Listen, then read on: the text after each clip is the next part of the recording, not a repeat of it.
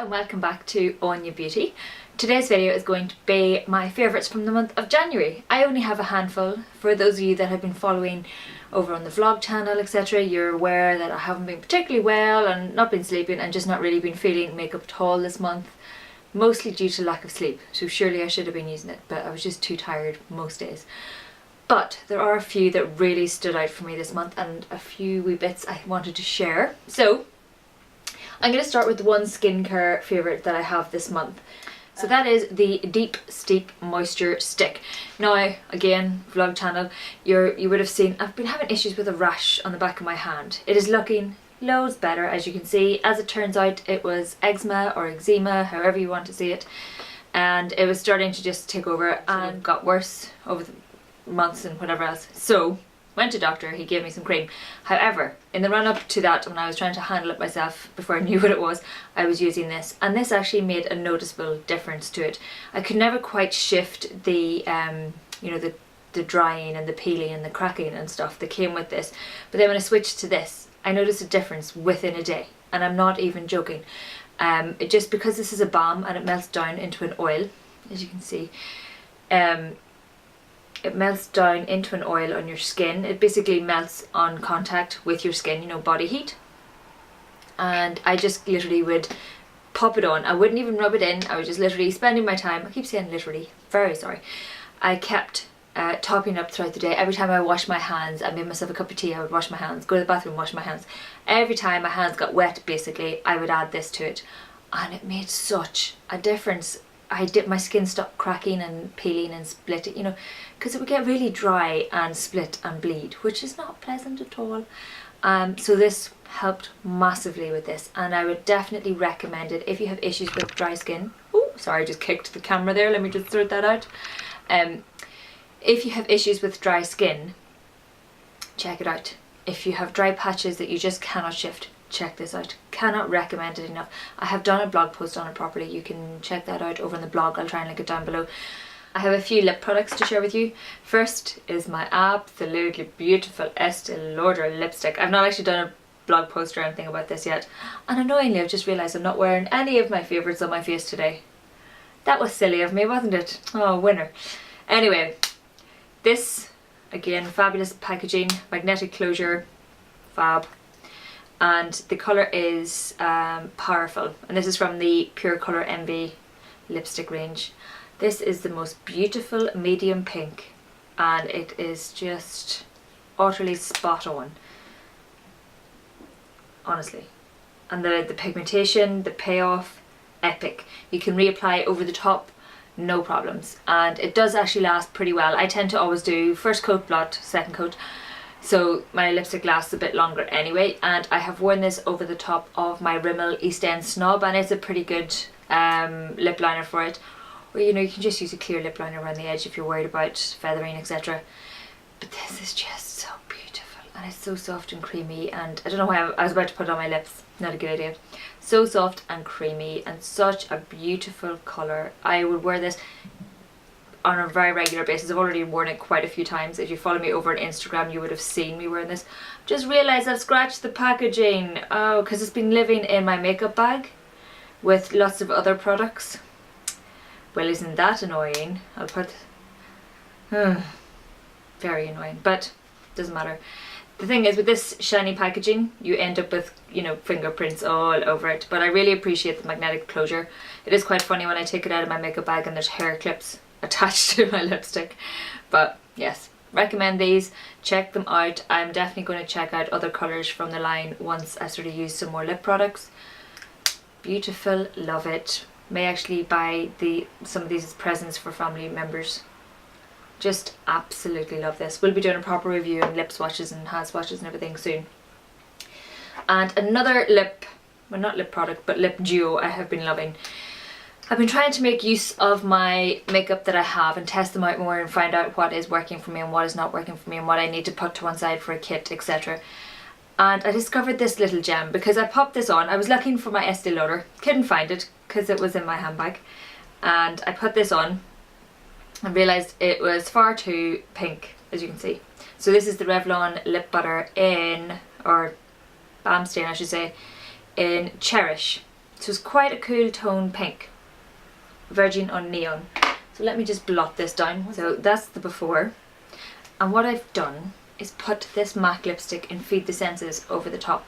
This is a real, this can be a hard colour to wear. Sometimes I have, you know, makeup looks and it goes perfectly with it. Other times it's a bit meh. So I'll just dab this over the top. So that's the Balm Stain by itself, and that's the Feed the Senses MAC lipstick by itself, and that's them together. It's actually a really nice wearable everyday colour, in my opinion anyway. And it looked really well. It's kind of my lips but better kind of shade on me, because I have quite dark pigmented lips. And I just really like this together. It was just a nice, again, another kind of medium pink, but maybe less vibrant than the Estee Lauder, and just more of a everyday neutral kind of pink colour. I was really impressed with that. It was just one of those moments where it's like, oh, I can't be bothered to take that off again. What could I put over the top? Oh, this works well, you know, one of those sort of moments. So I was well chuffed with myself there. I'm just going to take these swatches off. And the last makeup product is the My Dior blush. Oh, I love it. I love it so much. Cannot tell you. It's just beautiful. Like, seriously. I have done a review on it with all the details. I'll link it below. It's just beautiful.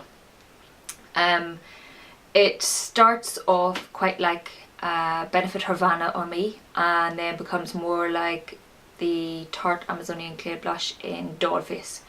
So over on the blog post that I did more swatches side by side so you could have a proper look and see. But it is going to change colour on everybody slightly differently. I don't think there's going to be massive amounts of difference, because, you know, it's based on the moisture of your skin and stuff like that. So I don't think it's going to be massively different on everybody, but it would maybe just slight variations in shade range. Lastly, I have some makeup brushes for you. I'm sure I talked about them, yeah, I did it in a haul video not that long ago. You would have seen the big roll that I got. But 3 brushes that have really stood out to me from the line, and I don't really have ones like them. I've sort of liked them, but I prefer these. They're all fluffy brushes, and it comes from Makeup For You. I don't know if that's the line, but I'll find out. So this brush is fluffy, and you can see it's tapered at the bottom and it gets wider at the top, and it's just a nice sort of almost square. They're dirty, I used it today. This is super nice and soft and really, just really good at blending out. It kind of reminds me of the Real Techniques, oh, what is it? Hang on. Yeah, it kind of reminds me of the Real Techniques base shadow brush, but this brush has a squarer top on it compared to the Real Techniques brush. They're both tapered and then go out, but this one's square. For some reason I just like using it better. The next one, this was an odd one. I didn't think I would like this brush at all. The only thing, they're shedding a wee bit. They're still new, so this is another blending brush. As I said, they're all blending brushes, so I don't know what I'm telling you again. But it actually has a flat top in it, which is a bit weird, right? It's round, you know, it's a cylindrical kind of all the way round, no tapering, and then blunt top. But it's really good. I can do a lot more of sort of placing it in the corner and bringing the shadow in and then bringing it over. And I have so much more control with this brush. This is supposed to be an eye contour brush, and the other brush, the square one, yeah, it was marked down as a fluffy brush, but this is supposed to be eye contour. But it just does a really nice job of bringing the colour in from the outside, in towards the middle of my lid, and then up and over. And it's just, I love it. I love it very much. The final one is, it's a medium angled shading brush, seemingly. Again, tapered, and then it comes up into this nice angle. Super fluffy. I use it to, basically this is similar to my brush from Bare Minerals. They're practically the same actually, but the one from Bare Minerals is a bit bigger. And this brush does what I wanted this one to do. I can easily place a bit of colour and blend it round like that, so I can get a nice angle and blend it in. Again, similar to what the other one does, but this is just a different technique, I guess, and bringing it in. Really easy to blend turn down its side and blend back and forth into your crease, etc. I just really enjoyed it. I think I like this as well better than the other one because of the nice long handle on it, and if I hold a brush at the end, I'm more likely to use it in a softer fashion. I'm not going to go in really hard. So if you're using fluffy brushes, you want to just go in lightly and gradually blend and blend and blend. You take your time about it basically, and I really like it. I've been enjoying these brushes so much. I have other ones from the line that I also enjoy, but these three really stood out for me because I kept reaching them over other fluffy brushes that I have always used. So really been enjoying those. I am going to do a video series on the various brushes I use and what I use them for. I'll do them by like face brushes, fluffy and then split my eye brushes between fluffy and shading possibly. We'll see. I do have quite a few brushes. I'm sure I'm not the only person with quite a few brushes, but I'll pull out the ones that I use the most and we can talk about those. But that is it for my favourites. I'm just looking. Yep, that's it for my favourites. If you have any questions, as always, let me know down below. I will link any reviews I have done of the products down below as well. And there will be a blog post to go with this, so you can have a closer look at it all there. And a favourite that's not a favourite this month. I've been really enjoying my hair colour. I got it dyed in the hairdressers. I kind of been adding some sea salt and playing with it, so it's a bit meh at the minute. But my roots, oh my goodness, they are not a favourite. They've started to grow out and I'm going to be dyeing my hair again this weekend. I'm just going to do it myself. So yeah, that's annoying. But ignoring the roots, I hope you're having a good day and I will chat to you very, very soon. So thank you very, very much for watching. Please like if you liked, please subscribe if you haven't already, and I'll see you in my next video.